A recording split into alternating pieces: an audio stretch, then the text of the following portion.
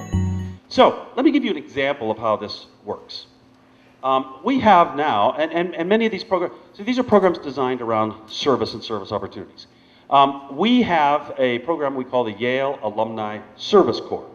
Many of you may be familiar with the Peace Corps in the United States. It was started in the Kennedy administration in the 1960s. It was actually started by a Yale alumnus, Sergeant Shriver, who was the class of 1939 at Yale. And he made the point that as individuals, we can only go so far in changing the world, but as a community, as a nation, we can do great things. And that's why the Peace Corps embraced a generation of young people that went out and served. Now it's all ages. But we thought, why can't we do that at a place like Yale? Why can't you do that at a place like Tec de Monterrey, right? So we put out the call to our alumni. Hey, would you like to go abroad to an impoverished community and help us give back by helping others, right? And we have we've had almost 1,000 alumni that have answered that call. And one of the first places we went was Monterrey.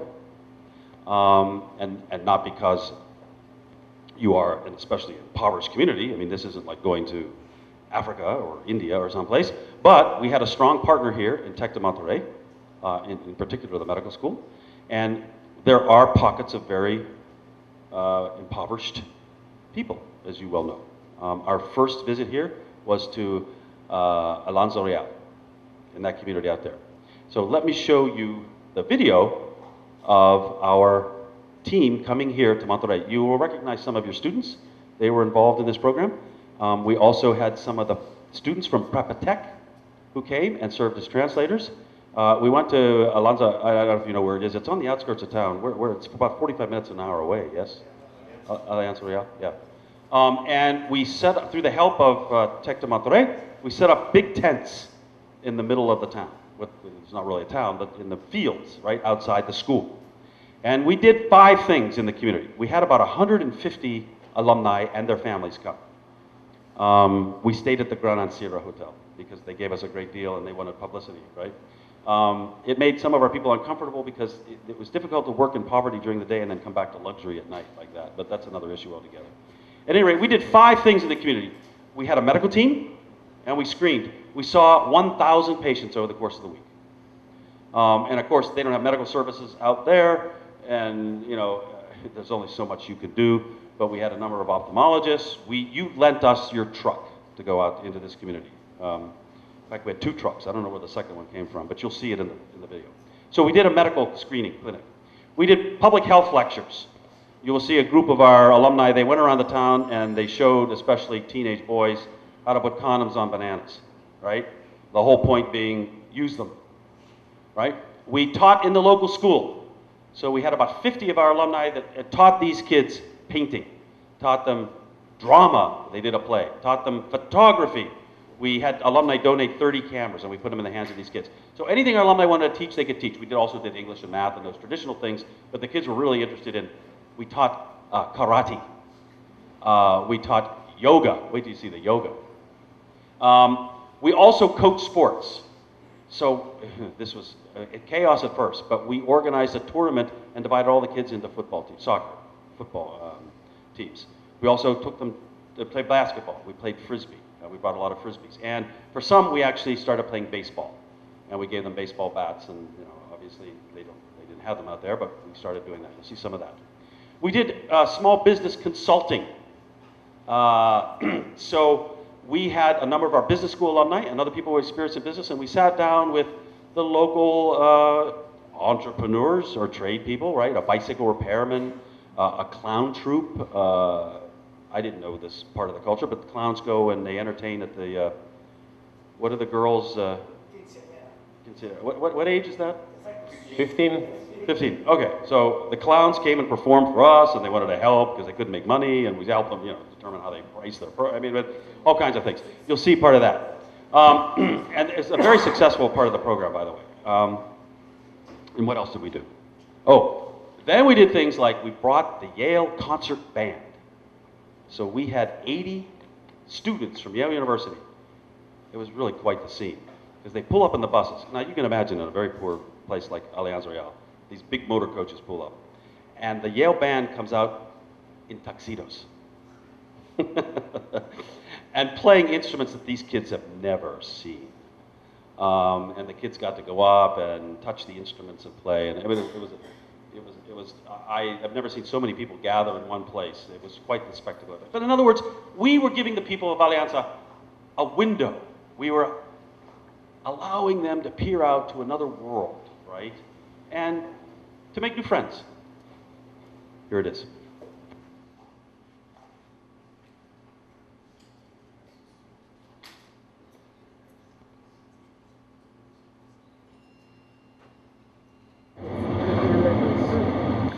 What is this?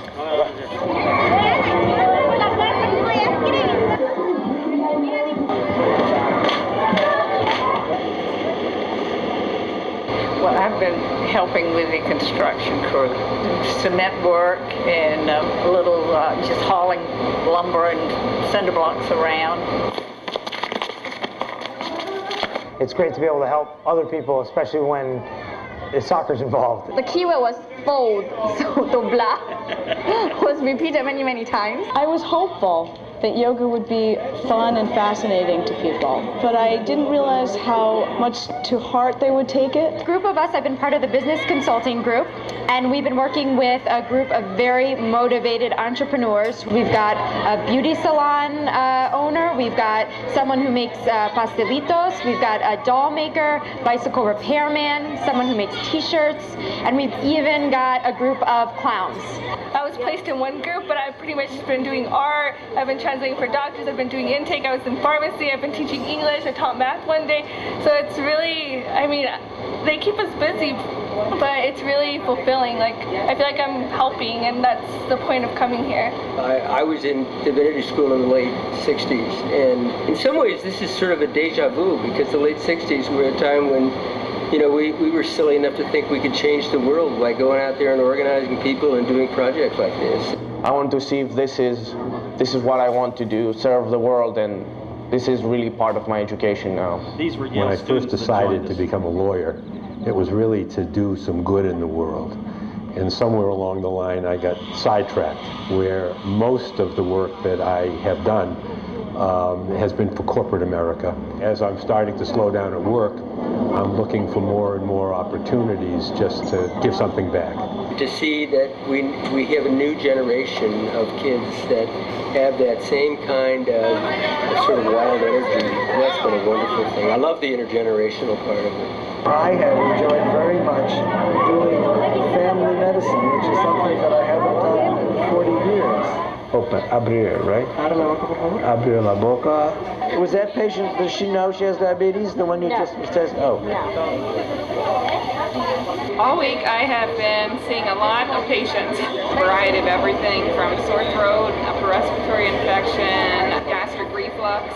I've seen abdominal infections, people that just want pap smears, just need yearly updates of stuff. So pretty much a variety of everything. I thought we'd just be providing a service, but in fact there's a teaching component which has been a real joy and a fun aspect of this project. I have had a young medical school graduate working with me all week. He had had very little exposure to ophthalmology during his training, and he has seen a lot this week. We've had a lot to discuss, and he has learned a lot about the field of ophthalmology. Getting back to the field and trying things that really affect the well-being and the level of health, and understanding what the practical problems are in a hands-on way is creatively challenging, and it's also a really important part of us being able to solve the larger problems that we're concerned about. The Banana Brigade is a small group of individuals that go out into the community itself and stop kids on the street or in construction sites, and we talk about using condoms and what they mean and protecting them against STDs and HIV, and they've been amazingly receptive. Of course, the biggest problem has been access for them to get condoms. But the Consejo is going to have a program here that's going to continue sexual education and outreach in the community, and we'll be providing condoms for free. I felt like service was always a part of Yale. I mean, it wasn't just something that you did to get into Yale or something you did afterwards. It was very much a part of what you did while you were there as well. Right from the first day, you see the big banners that are put up all over campus for God, for country, and for Yale. There's the whole theme of Yale is service. So it gives new meaning to alma mater because really education is the nurturance that lasts a lifetime. It feels good to be able to lend your expertise in another setting where it's valued and you can make a difference. It's a great gift to yourself, to your family, to the next generation, to the university, to the whole world. Bula bula for you. Bula bula! Bula bula! Bula bula! Bula bula! This is a college cheer. Bula bula! Bula bula! Bula bula! Bula bula, Yale 61. Bula bula! Bula bula! Bula bula! Bula bula! Bula bula! Bula bula! Bula bula! Bula bula! Good. Muchísimas gracias. So I think you see some of the fun that we've had. You know, it's affirming for all of our alumni to come together. By the way, I asked the doctors who are in our group if we should put tours together just for them, and they said no. They would rather be with other individuals in the community that are doing other things like teaching and building and all those kind of things. Kind of an interesting perspective, and that's part of the fun. That's part of the magic of bringing all these people together. It's a learning experience, a cultural exchange for them. Interestingly, one in the evenings, the students from Parte hosted all 200 of our alumni over at the high school, and they did sessions in the classrooms on Monterrey history and the local politics and economics and Mexican literature. It was very touching and a very affirming program. So that's what our Yale Alumni Service Corps looks like. Comments, thoughts, suggestions, questions?